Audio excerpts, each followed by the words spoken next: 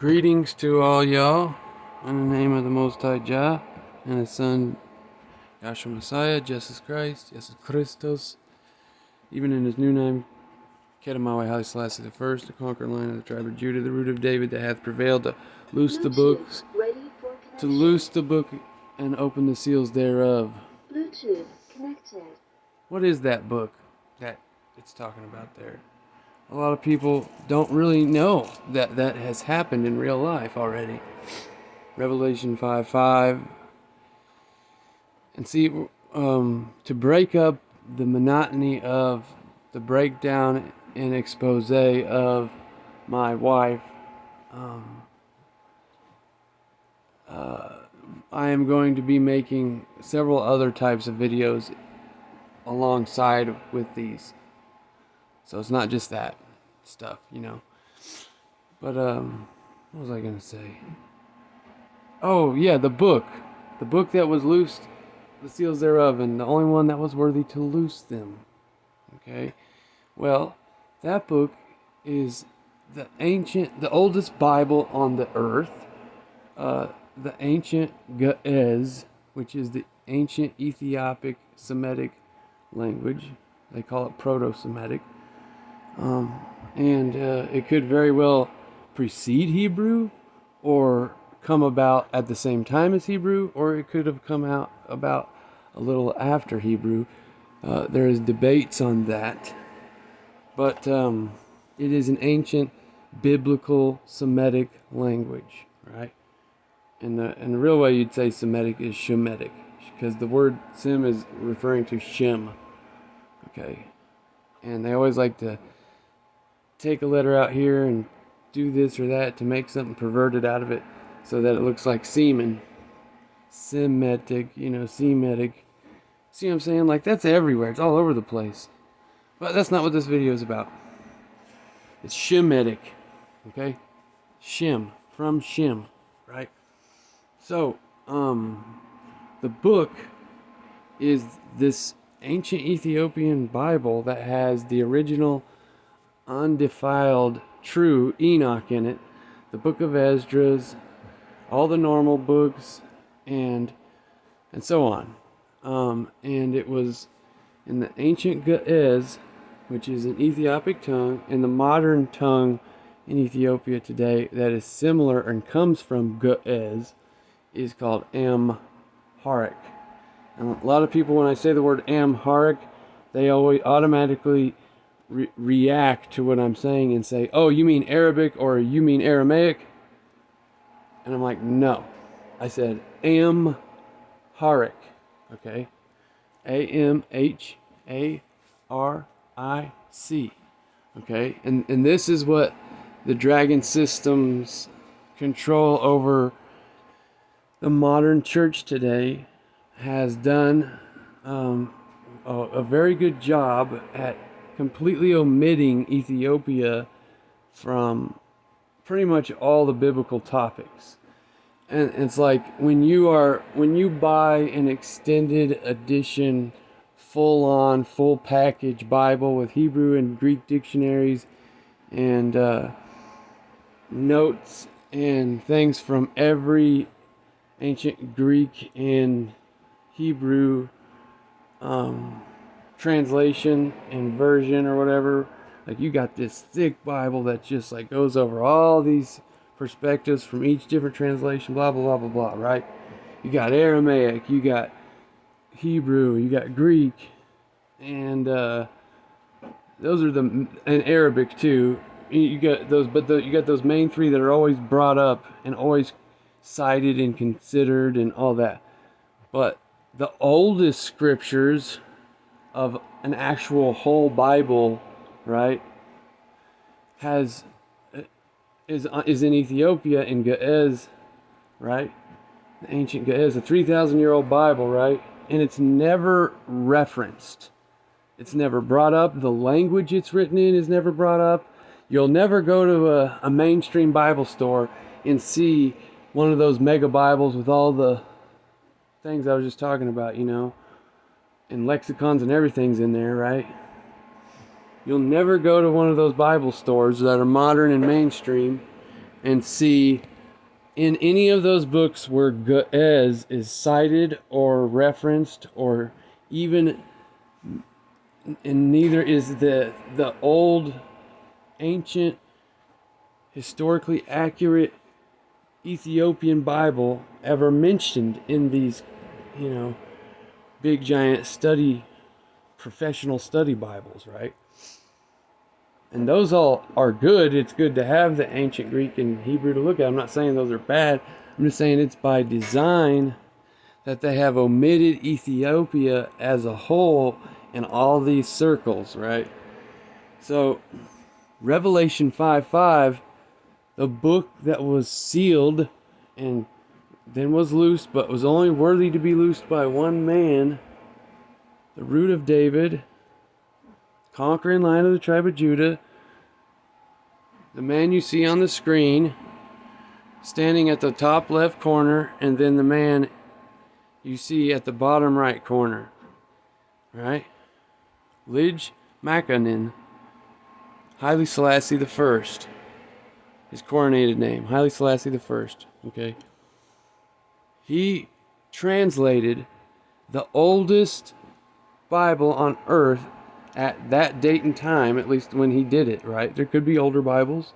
Doesn't have to be the oldest Bible, but the point is that at this time, and to my knowledge to this day, was the oldest Bible on earth, intact, 3,000 years old.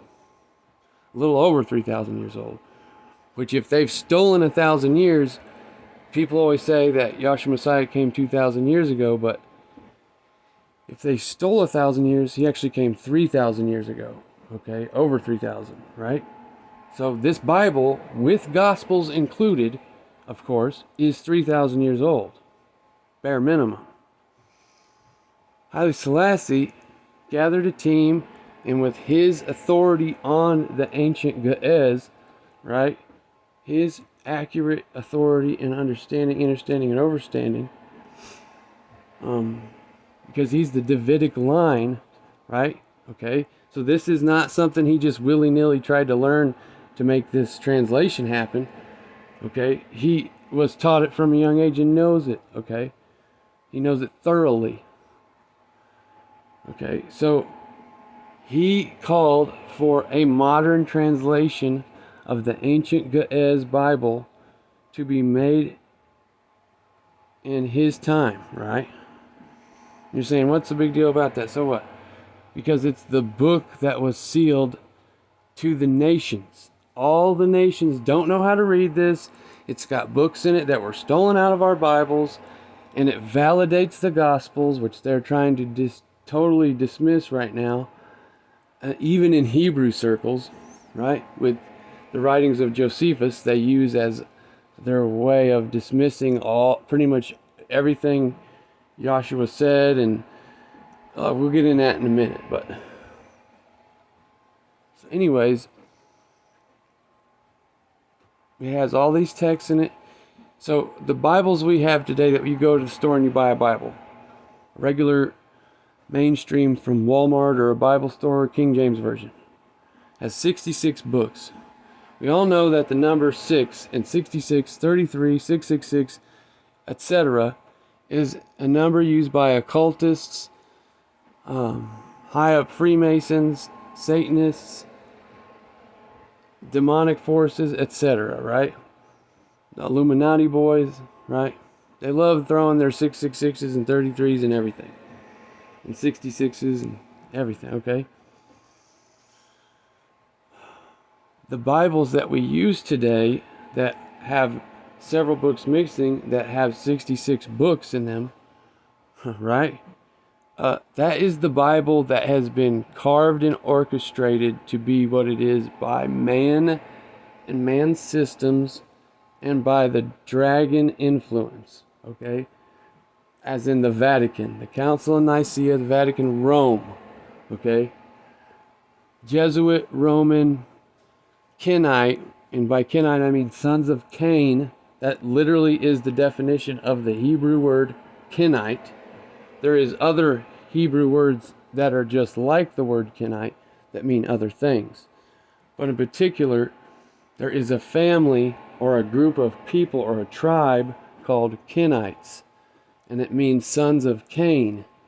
Okay, they are part of the Chabad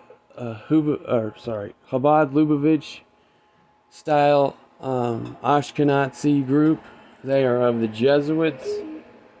I don't know why my speaker just went off, but they're of the Jesuits, the Ashkenazi, and so they're part of this dragon system. These elite people, right? I'm so tired, so I'm really sloppy with my words right now. So forgive me.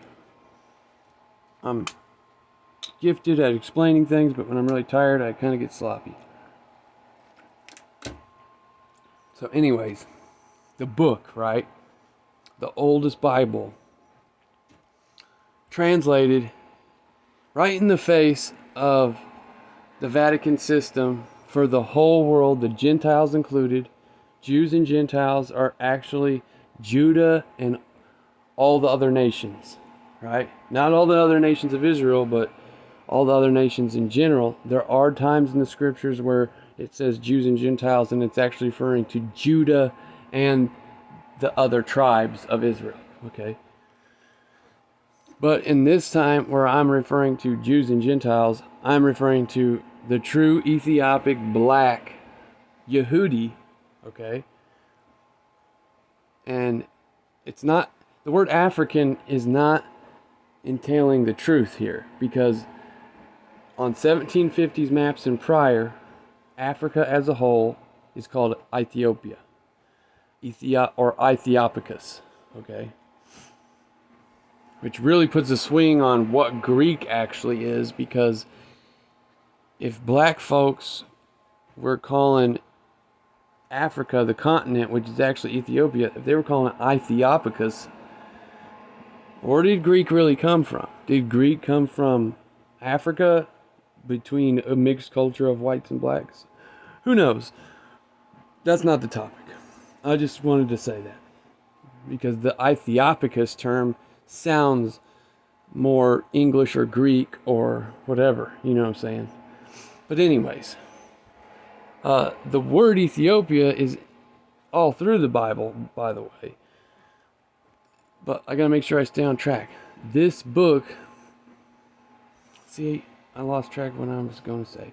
But anyways, in the face of the dragon, we have Haile Selassie opening the book, loosing the seals thereof, and creating a translation into modern Ethiopian Amharic, which is still a Semitic language that comes from the Ge'ez.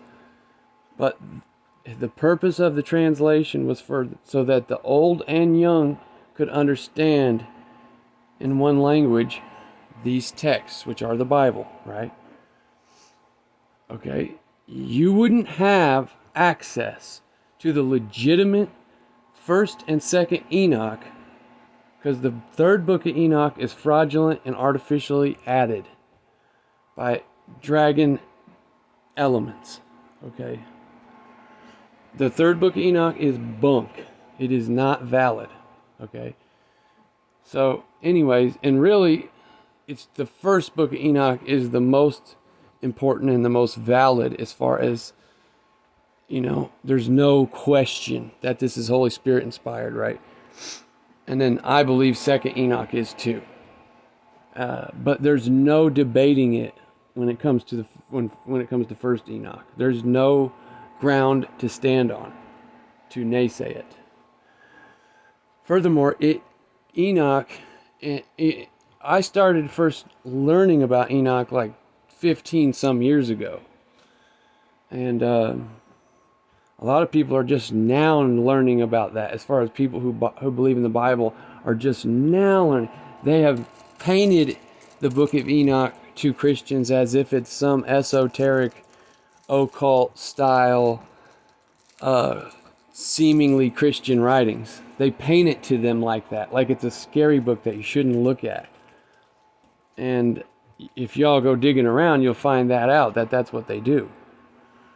Okay, so point is this translation was made And then guess what? It was then more easily translatable from Amharic to English, so that the Gentiles can have it. And what I was going to say about Jews and Gentiles, in what I'm saying in this circumstance, the Jews, as in the Ethiopic Yehudi, the true Ethiopic Yehudi. There is the people calling themselves Yehudi today in the incorporated state of Israel. They are neither the Yehudi of the scriptures, nor their descendants, nor is the land that they're claiming is the land is not the land. Okay? So, furthermore, Jacob's name is Yasharal, which is upright before Elohim, right? They've gotten everybody used to this term Yisrael, which is to struggle and wrestle and fight with Elohim, okay? So there's that too, okay? And there's nothing, I'm not tripping about anybody saying the word Israel. I don't care. You know, it is what it is. You got to start somewhere. But, so this book is translated.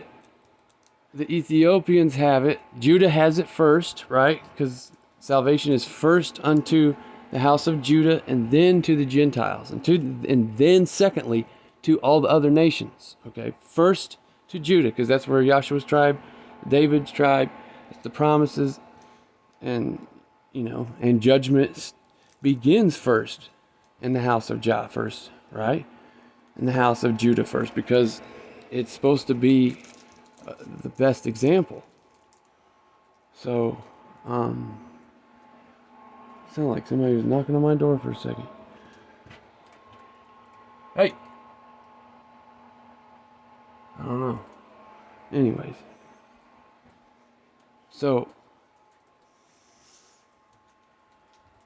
this Bible is given to the world, right? And then you see from Haile Selassie's time on the throne till now how the book of Enoch has been spreading quickly like a fire, making sure that people are given the chance to see it and know what is happening and what it said, and how it reveals things that have been hidden from all the people and all the believers about the Bible this whole time.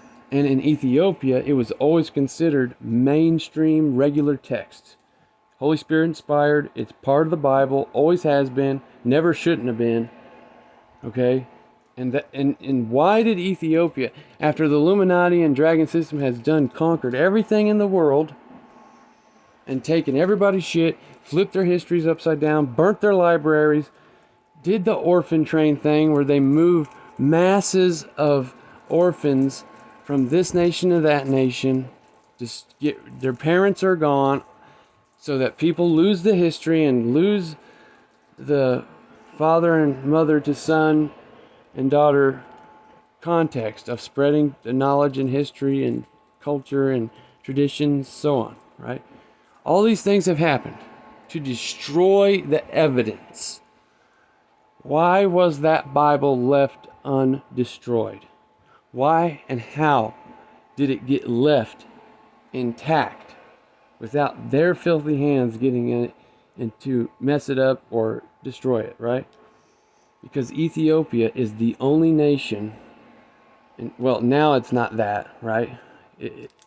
But while Haile Selassie was on the throne, right, and before that, Ethiopia was the only nation, especially in Africa, of course, to resist colonialization. And it was damn near the only nation, besides like 2 or 3 others, I think, to resist colonialization via Illuminati powers and apparatuses in infrastructure and organizations.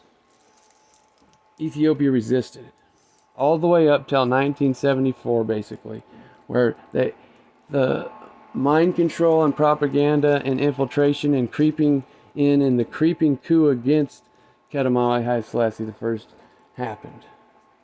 They had reached into enough of the Ethiopian youth's mind to get them to be dissenters without due or just cause against the King of Kings throne, and promote and push communism and socialism to replace the old world Christian king monarchy that is a constitutional monarchy where the sovereign of sovereigns, which is the king of all the kings on the earth, literally, and has authority over them all, right,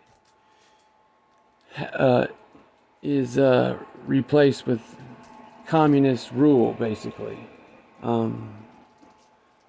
That's 1974. So, and then you have to ask yourself, so Revelation5, the book that was loosed, Enoch tells us of the end days and the last generation, and several things like the oath between Archangel Michael, the earth and the heavens, the Akabeka, right? And which is why Von Benjamin named his band after midnight, Akabeka, right? What was I going to say next? So, and you have to ask yourself, why is it that the true history of World War II is never discussed in Ethiopia when it comes to the subject of Holocaust, eugenics, and war in World War II? Ethiopia is just not even brought up. When World War II began with the invasion of Ethiopia by Vatican powers. The Vatican signed a treaty with Mussolini combining a church and state, right? In Italy, in quote unquote Rome, in Italy, right? And then the Vatican funded Mussolini's fascist invasion into Ethiopia. And Haile Selassie went to the League of Nations at the time before that happened and warned them, this is going to happen to me, and if you don't stand up for the meek countries, basically, who can't defend themselves against such great war machines, and who are free nations who have a free people, it's going to happen to your nations next if you don't stand up for Ethiopia. And that's peculiar because Ethiopia is the crown of the entire earth. And you got to understand that there's this crossover point where we had the 1,000-year period of peace and righteousness and truth, which was the 1,000-year millennial reign, right? Okay. And we'll get into why that's possible and why that's true later. But let's just follow where I'm going with this. So you have that 1,000 years, right? Simultaneously and concurrent with that 1,000 years is the dragon's sentence under the earth for 1,000 years. So Satan and his minions and his whole game is locked up for 1,000 years. No dragon on the earth for 1,000 years. And that same 1,000 years is the same time Yeshua becomes the first king of kings on the earth, the Alpha, right?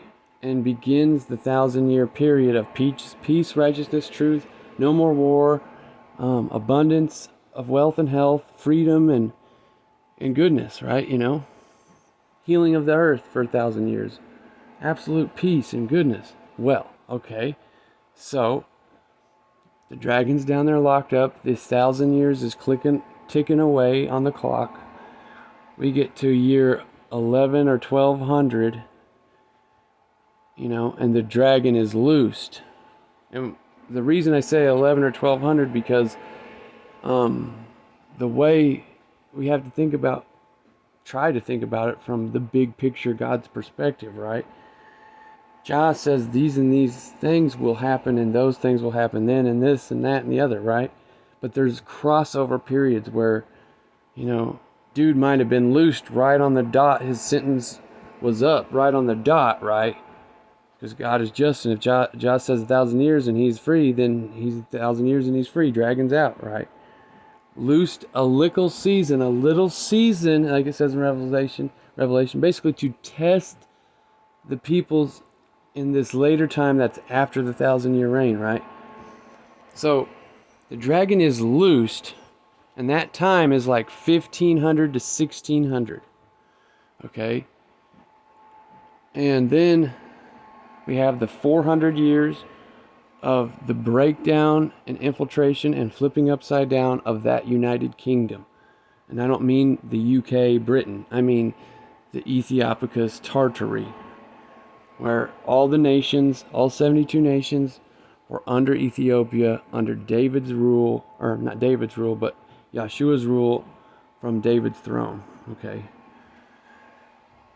King of Kings. Okay? And then there would be kings in each nation that would be like priests and bishops under the King of Kings. But they were king of their nation, their own nation, like the Tsar of Russia. And all these kings were obedient to the word and to the King of Kings' throne, right, in Ethiopia, which is to follow God, right? So you get to the 1200-year mark, the dragon's been loosed for 100 or 200 years, right? He has built this system, destroyed things, broken the unities, created chaos between once peaceful tribes, peaceful and loving each other tribes. That's where you get the split of Arabic Christian against European Christian. You get the Arabic Christian in Ethiopia versus the black Christian Yehudi in Ethiopia, right? Because the Muslims were previously to becoming Muslims, they were all, Torah observant Christians, basically. Hebrews, Rastas, okay? And then that's where this dragon is loosed, and then he starts to divide and conquer, okay? Destroy the burning of the libraries like in Alexandria, the destruction of all this architecture, right, all over the world, repurposing the architecture, changing its meaning and the reason the buildings were created in the first place, hijacking the whole picture, just like the book of Daniel says, the last days system, right, will seek to change the times, seasons, and laws. So I'm big picturing you right now, okay? We're past the 1,000-year reign. The dragon is loosed. He's begun to break this 1,000-year kingdom down and prep the world for his big show, okay? So 300-400 years in, the dragon begins to be more and more completed, as in the world global satanic power has collected territories, power centers, information on individuals, to how to mess with the food, how to mess with the money, how to take away gold and silver from us and give us monopoly money, poisoning the air, food, and water, controlling the weather. As we get up closer and closer to our time, right? And the peoples are, at this point, like at 300 years in, they're starting to forget the past completely and being fed a complete lie about the past. And so everybody's indoctrinated with the false histories because they've been so broken through these mini resets that they do through the 400-year period that the dragon has done. Like from everything to the orphan trains to the burning of the libraries in Alexandria, the mud floods, which is also called, a mud flood is also called, it's a type of thing where soil turns into liquid. Oh, liquefaction, soil liquefaction, which is mud flood. Look up liquefaction. Soil turns into like a liquid, right? And it can flow. And it's not because it's mud, it's because of electromagnetic currents. Okay? So let's say we're up at, we've gone way past the 1600s. We're at We are at, let's say 1850, 1860, right? And right around 1850 is where the old world righteous Japan gets infiltrated. And you have to understand something about that is Japan and the samurais knew, and the samurais were actually Hebrew and European. I'm sorry, I said that wrong. The samurais were actually European, subservient to Ethiopia, not subservient, that's the wrong word, but obedient to the King of Kings, European samurais in Japan. And they taught the locals and natives there the gospel and the truth and so on. But when the dragon had begun his operation 400 plus years ago at dismantling this kingdom, which is Jah's son's kingdom, right? Which he could never tear the foundation completely out. So the kingdom did never fall at all, like, because it's in the hearts of men and the elect, right? But anyways, for Japan, right, as soon as the dragon began to do all these works between the nations, Japan put up its borders and said, nobody's coming in, nobody's going out. We know what this is. We were told that it would happen. And we're not partaking in the world at all because we see what's going on with y'all. Y'all have let the dragon run y'all into the dirt and divide your brotherhoods and sisterhoods together. Right? So Japan actually rejected any trade or interaction with anybody for a couple hundred years. Or 100 years. I can't remember how long it was. But it was a long time for a nation to just be cut off from everybody, right? And that was smart of them to do that, but it didn't work long enough because dragon system operatives through the United States came in 1850 and made them open up by force and killed all the samurais, right? So, that were Christians. A lot of people don't know that these samurais were Bible-believing peoples, okay? And they taught the natives Christianity, the true Christianity, right? And they also bred with them, okay? So that's why some of the oldest pictures of some of the samurais, they look European. And there's like native European roots in Japan to this day. And nobody knows why or how that came to be and so on. But that's the real story on it. So we're at 1850 with that, right? So Dragon's getting more and more power. He's done, pretty much got everything under wraps, but he doesn't have his crown on yet, right? But do you think the Most High, Yahweh, would leave us hanging through the time where the dragon has flipped history upside down on its head? We don't know where we are. We don't know what time we're in. We don't know what's coming next. Right? That's the point. So we don't know where we are. And the main objective is to get us to believe that the 1,000-year reign is getting ready to happen with the dragon system's false Christ. And the whole fake state of Israel and all this kind of stuff, right? He's built this up to this point. Do you think the Most High living God would let us go without something to give us some sort of clue as to what time we were in, what is the actual truth in the matter, who is the enemy, what are the deeds that the enemy produces, the fruit of the enemy, all the things, right? He wouldn't let us go without some kind of ensign or something, right? Because when the last time comes really soon, as far as the last time for this dragon to be in power, people will be seeking for a sign in the heavens and so on, and they will not be given a sign. No sign shall be given them. They've already had the signs, and they didn't listen and take heed. So when that time comes, there is no more signs. You done had them 100 times over. But one of the main things for this time was the birth of Haile Selassie the First. Okay, 1892, right? Right at the peak where the dragon is about to put his crown on his head.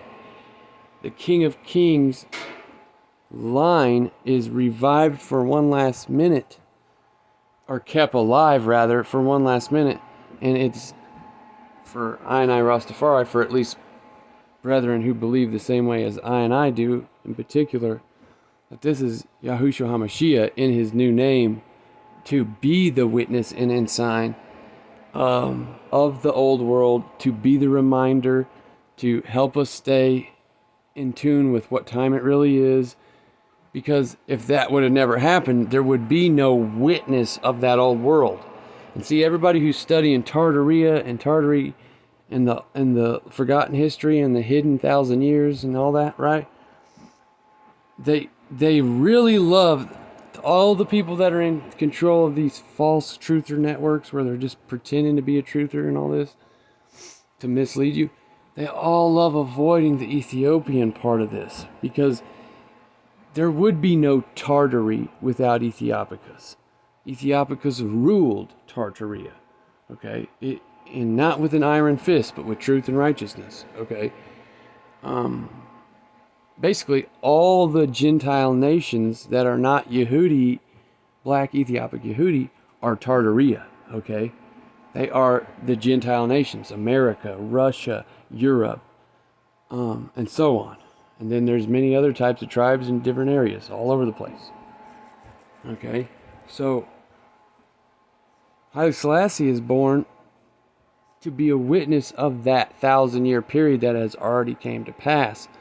Because what is Yahshua Messiah, Jesus Christos? He is the first and he is the last. Okay? He is the first King of Kings of the 1,000-year period. He is the last King of Kings of the 1,000-year period. The Alpha and Omega, the Aleph Tau. Okay? So, the beginning and the end. Okay? So, that's why he was born right then, 1892. Coronation in 1930. Right? And then on May 5th, 1941, Haile Selassie said this after getting victory over Mussolini's fascist forces, right? After gaining victory over them with the help of an old alliance, right? An old world alliance that used to be all the nations in Christ used to be aligned in alliance. But Britain helped Ethiopia. And that was the main help, like the biggest help, right? Was Britain through South Africa helped Ethiopia drive Mussolini's forces out, right? So not only is it a witness of the old world and true Christianity and the time we're supposed to be in, but Haile Selassie made sure to do this regularly through his time on the throne, right? Was to bear witness of the fact that this ain't no black versus white shit.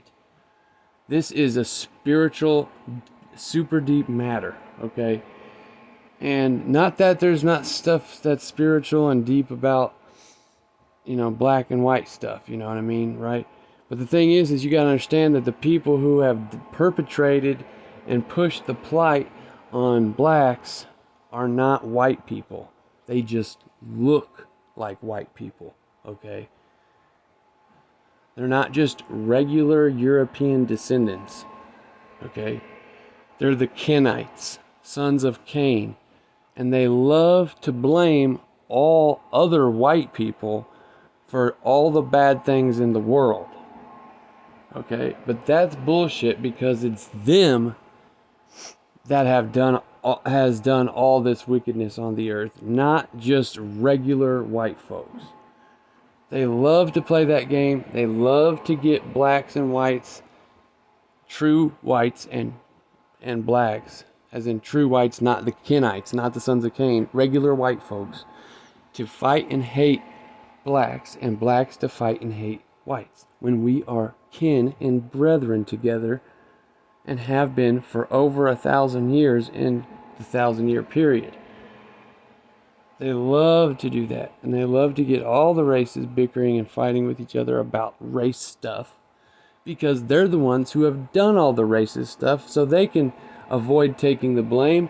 White people get all the blame, and the sons of Cain that look like white people just sit in the background and never get called out, because they're the ones that did all this stuff. Like with slavery in America, 70% or more of the slave owners that owned black slaves in America on American soil were white, Ashkenazi, Talmudic style Jews, which are Kenites, sons of Cain, the descendants of the Pharisees. Same thing, okay? They even admit that they're the descendants of the Pharisees. And what did Yeshua say about the Pharisees? That they're a brood of vipers, that they're the sons of the devil, literally, that they're sons of their father, the devil, and Cain, okay?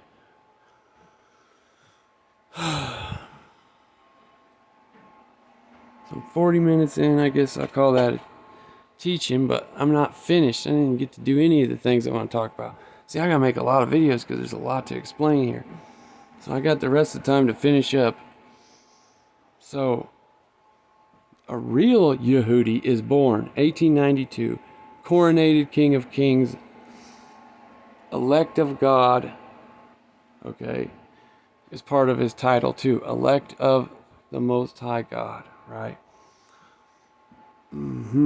So, Haile Selassie says on May 5th, 1941, after gaining victory against the fascist forces of Italy and Mussolini, funded by the Vatican to invade his country, poor little meek Ethiopia, Haile Selassie says this: "We must unite in everlasting brotherhood." And I'll put in parentheses right there, as in the brotherhood of Christ that all nations have shared together for the past 1,200 plus years for the 1,000-year reign. That's my little footnote, okay? So you don't just say everlasting brotherhood with no... He means something by that. He means exactly what it sounds like. We must unite in everlasting brotherhood in order to be able to stand against the godless and cruel dragon that has newly risen and is downpressing mankind. May 5th, 1941. And mind you, that's Haile Selassie's quote, right? And mind you that Mussolini was bragging before or during the invasion of Ethiopia that he wanted to revive the pagan Roman Empire, basically. I don't think he said the word pagan, but you could kind of see that that's what they were getting at. They wanted to revive or resurrect the legit Roman old world before the 1,000-year reign, the old world Roman Empire, which was wicked, right?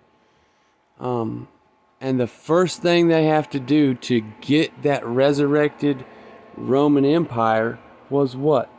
He's bragging about it to the whole world. The first thing the Illuminati, Vatican, Jesuit mafia, mobster Mussolini says that they need to do to resurrect the Roman Empire, which is a satanic antithesis to Haile Selassie's throne and Jah's kingdom and Ethiopia's rule, right? That what they need to do to resurrect Rome is to take Ethiopia. That's what Mussolini said, okay? So, no more of this just ignoring Ethiopia. And no more of this black versus white bickering bullshit. Because that shit ain't got nothing to do with what we're dealing with right now. They got so many blacks distracted by still hating white folks and talking to white folks about slavery. And it's just like, kick fucking rocks with that shit, man. Y'all don't even know what the real enemy is. Y'all are just dicking around. Okay? That's why I got blacks and whites and all different races subbed to my channel where I can talk about all this shit, because they know. That's all bullshit. Fuck. It's not like slavery wasn't real, but quit distracting everybody with that bullshit. It's like you're in high school all the time for the rest of your life. You know what I'm saying? It's like, get to the real shit, man. Alright? We're all fucking slaves. That's the real shit in this Matrix Beast System Dragon network. Okay? They poison all our fucking food. They poison all our water. They didn't just go and poison just black folks' water. They didn't just go and poison just Mexican folks' water. Have they disproportionately in the past maybe have poisoned black folks and Mexicans and non-white races' food and water more than regular white folks' food and water? No. They definitely target blacks. They definitely target Yehudi. No doubt about it. They target us all, though. Poor whites have always been treated just as bad. We weren't slaves or nothing. Point is that there's no partiality. Okay? And these Black Lives Matter people are double whammy, stuck on some bullshit, not fighting the real enemy of blacks, and going against the everlasting brotherhood that once used to exist between normal white folks like us, like me, and black folks. We used to have a friendship that was deeper than anybody knows before slavery. Okay? Because according to the mainstream school books in history class, which I'm sure anybody who's educated on black history knows this sort of thing, but if you go to start history of black folks in history class at school in the mainstream books, it starts in the 1600s, as if black folks just sprung out of the earth suddenly in the 1600s, like their history started as a slave. So people will use that fact, which is a really terrible thing, right? And they use it to just be like, oh, see, there's systemic racism. And it's like, of course there is. The whole purpose, though, is to make you forget who the fuck you are. And it ain't against just y'all. It's against all of us. Like I said, they poison all our fucking food. Poor whites, they're fucking... And here's the thing. The sons of Cain, the Kenites, the fake Yehudi, the Jesuits, so on, they hate blacks. They hate whites. They hate Mexicans. They hate every fucking race, okay? And they admit it with their own mouth. Every race but their own, is just called the derogatory Hebrew version of this word, goyim, okay? Which means you're dirt, you're fucking scum, and you mean nothing to God or the creation or to them. And if they can get two different goyim nations fighting, they're stoked, because they're the ones, the Kenites are the ones doing all the dirty deeds. And they can come out and say, oh, look what the white people did to y'all. And they're white themselves. They look white. See what I'm saying? So, yeah, there is a white devil, but it ain't me, and it ain't regular white folks. Meanwhile, this is all happening, right? Where black folks are getting distracted with the wrong things. And guess what that does to white folks who see that black folks are distracted by the wrong things and are on some bullshit? It just builds up whatever reverse animosity and bitterness in white folks towards black folks. And it might not have had even have been there previously until all this Black Lives Matter shit is brought up. And then the white folks are like, what the fuck are y'all talking about? We didn't do that shit to you. I ain't doing it to you now. Blah, blah, blah, blah, blah. And then it's a dialectic where the discussion never gets brought to, well, actually, black culture is ruined because the Kenites that control the music industry hired black rappers and paid them and made them write lyrics and songs and so on that discourages righteousness and levity in black neighborhoods and cultures. Okay? Nobody's going to say that part of the little discussion. That it's actually the Kenites, the sons of Cain, that own all the record industries, that own the banks, blah, blah, blah, blah, blah. And they are the ones writing up these 360 deals on musicians.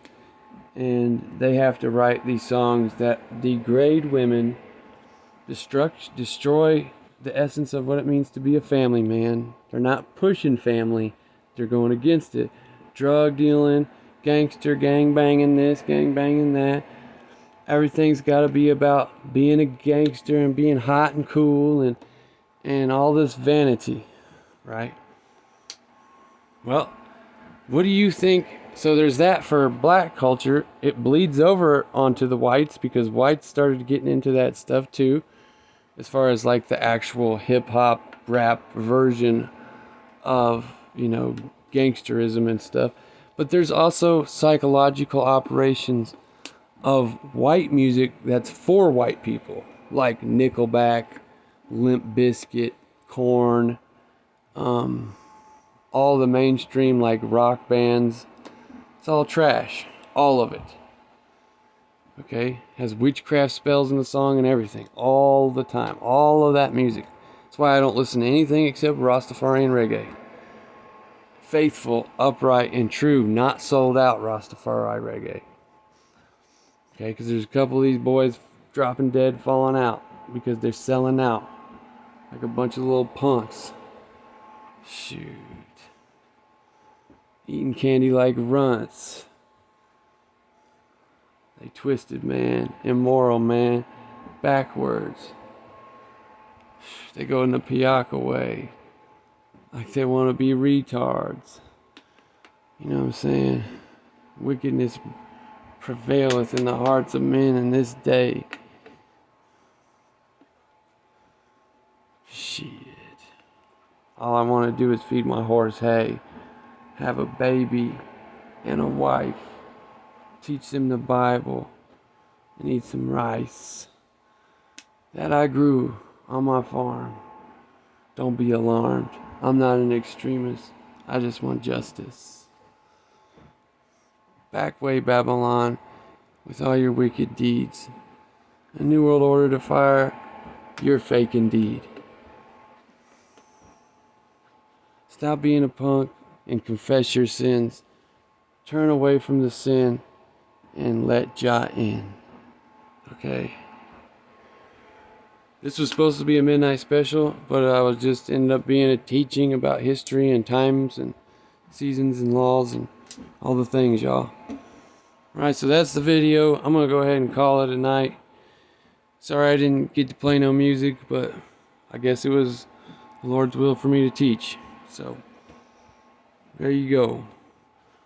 If you have a question about 1,000-year reign and what I'm saying, please put it in the comments. If I don't reply, it's because YouTube's not letting me see the comment. Keep that in mind. Please like, share, and subscribe. Do not mess around with this like, share, and subscribe stuff. I hate saying this, and I never say it really, and I'm kicking myself because I'm going to start saying it now. This isn't about popularity. I'm not monetized. I don't ask for donations. I don't show my face. The point is, get the message out. Do not be lazy. Do not slack. Send the links and emails to friends, family, etc. Don't share it in YouTube because YouTube will just delete the comment. You don't even have to put a link to my channel for them to delete the comment. You can literally say, check out Jonathan Cottrell Rastafari. He's got a video about this. The title of the video is something like this. And you don't even have to be exact. Instantly deleted. And that's been happening since before they wanted you to stop sharing channels and videos in certain people's comment boards, right? It's been like that forever. They don't want me connected with nobody. Period. So if I don't reply to y'all, it's because I can't see your comment.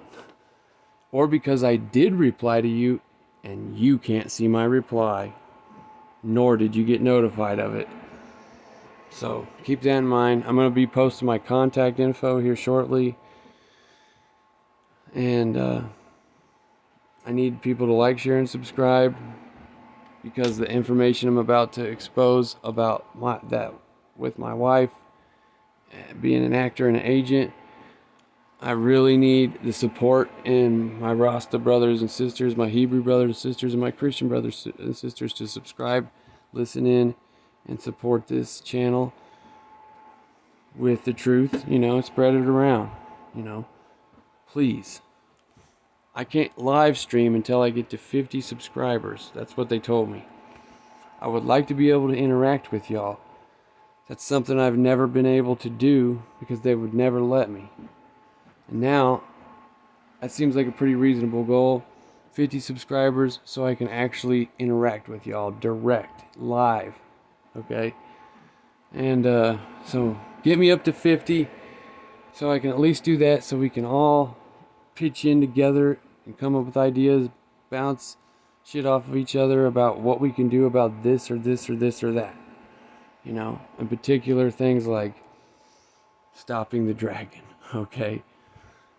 Because if we come together in unity, truth, and righteousness and love and respect each other and speak with respect to each other, then we can do some things that will shake the earth, okay? And if you want to do it with somebody else and not me, then go do it. Go fucking do it. But I'm telling you, there's hardly anybody out there who's willing to do what I'm trying to do and what I have been doing. Trying to get these motherfuckers legally, lawfully arrested and put in prison and tried before the world and proven guilty. And I believe and know that we will have victory in that. Whether it's that it happens in the next 20 years or 5 years or when I'm 90 and all the energy and effort I put into this whole idea comes to pass. I don't know. I'm just saying I'm not going to give up until I'm dead because we have a lot at stake. And I'm only 40 and I have quite a bit of life left and I'd still like to have children. And I want my children to be free. I don't know about y'all. And I do not consent to the world that they're building around for us. I don't consent, and I don't believe I have to be a part of it, and I don't believe that the world has to be this way. It's not only that I don't believe it, it will not happen. I'm speaking against it, and I'm speaking Babylon's system out of existence. It's time for the mountain to be moved into the sea. A mountain is a kingdom, and with just a little mustard seed grain size of faith, that mountain can be moved into the sea. Throw Babylon's kingdom where it belongs, into the abyss. Its culture, its sexual morality, its licentiousness, its wicked, murderous, bloodthirsty garbage, poisoning our food, air, and water, its eugenics, all that stuff belongs in the abyss for eternity, and it shall never come back. Babylon's gonna fucking die.